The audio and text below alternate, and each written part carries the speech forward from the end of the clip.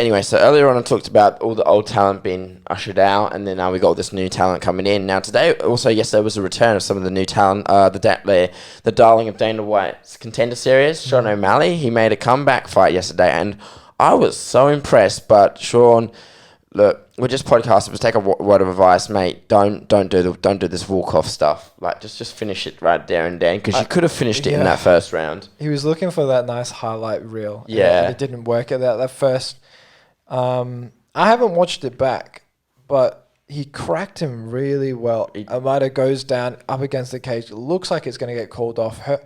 I don't believe it was her, but the ref looked like he was going to step in. Sean walked off. Yeah. Almeida was like, all right, I'm going to go back up, right? And then it looked like unfortunately it was going to cruise to a decision, right? Sean has a really good output. You know, he's constantly doing spinning attacks. He's constantly bringing his head back like this because he's faking going for either a spinning back or a spinning hook kick, right? And then he'll go like that. Boom. The same way like when it's just little bits and tricks that he likes to do, and it gets Almeida to hesitate. And it looked like he froze Thomas Almeida just with the movement. He really did. He comes from that Muay Thai shooter box style, which is a really good camp, by the way. Yeah. I mean, Charles Oliveira, even GSP did a huge amount of shooter box training, just fence boxing. And Almeida had his moments, right?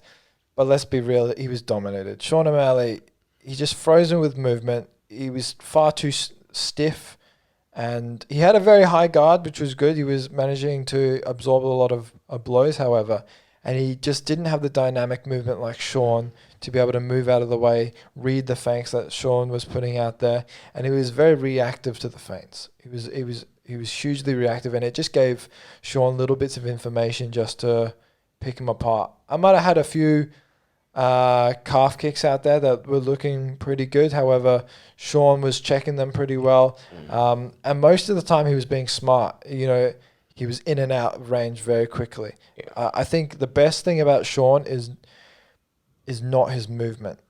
Well, it's related to his movement. It's his distance control. Similar to Conor McGregor and Israel Adesanya, he's able to pull back from punches really well, just so he's out of range, slip, bang the right hook or the right cross, and it just hits the mark, right? I think Sean O'Malley's best thing is probably his perception of distance, right? Able to come out of range and not leave any space so that he's got the shortest amount of distance he can cover in the fastest amount of time. Boom, crack him on the chin. And it worked really well. Dropped him in the third round, and that's all they wrote. He just dropped down. Looked like Almeida, they really should have just called it off then. Drops down, bang, and you could hear that at home. Yeah, that was, well, I mean, he finished off, he walked away, he came back, and then he just hit him with that one punch, and then the referee just waved it off because that was the second time he got him down. But Almeida took a beating. He took an absolute beating for that fight, and that's his fourth losing. That's his fourth loss in a row now, so... The unfortunate thing, he's been given such tough opponents. Like he's a good kickboxer. Yeah. He really is. He's good. But I mean, he had some moments. He had a couple of strong moments against Sean O'Malley. Mainly his kicking to the calf was the main issue. He kicked out Sean's calf at one point, and Sean fell down. Did you actually? I want to bring this up. I know we didn't say we were going to talk about this, but Aljamain Sterling brought this up. What they're spraying on the canvas in order to sanitize it because of COVID and things like that. Notice in this smaller octagon, when they're spraying this, all these fighters are slipping so often. Yeah, that's true. Aljo slipping all the time. Yeah. Israel Adesanya slipped. Sean O'Malley slipped. And again, it's not uncommon for people to slip in an octagon. I get it, right? Especially when you're on the main event or the main event. Maybe by then there's sweat, blood. Yeah. And spit and whatever. Yeah. Right? But what they're spraying on there to sanitize it, right? It's making so many people slip on the canvas, and then boom, they're flat on their back, and then they're stuck in a pretty hard position. Yeah. And it's not common for, well, I'm pretty sure Sean O'Malley's had slipped and fell quite a few times from doing those spinning back kicks. because you're doing all that turning, got all that turning force, and you got on the axis on your toes. It's not really too uncommon to fall off a spinning back kick, but both of them were doing it as well. They keep slipping, and I think it's because of what they're spraying on the canvas to keep it all sanitized. And it's an issue because a lot of people are trying to move very dynamically, and it doesn't work for people like Sean and things like that because it makes it very, very slippery and very uncomfortable to get a footing.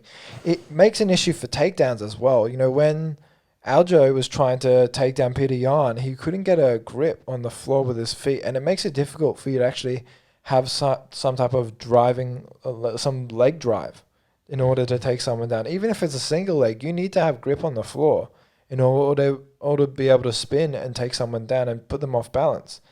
More and more we're seeing tons of people are slipping and getting caught in pretty weak positions on the ground, especially when they're kickboxers. When they're flat on their back, they look like a turtle sometimes. They don't have the grappling ability that their opponent fighter has. So it's interesting what they're spraying on the canvas is actually causing some weird issues in the octagon. It does actually change the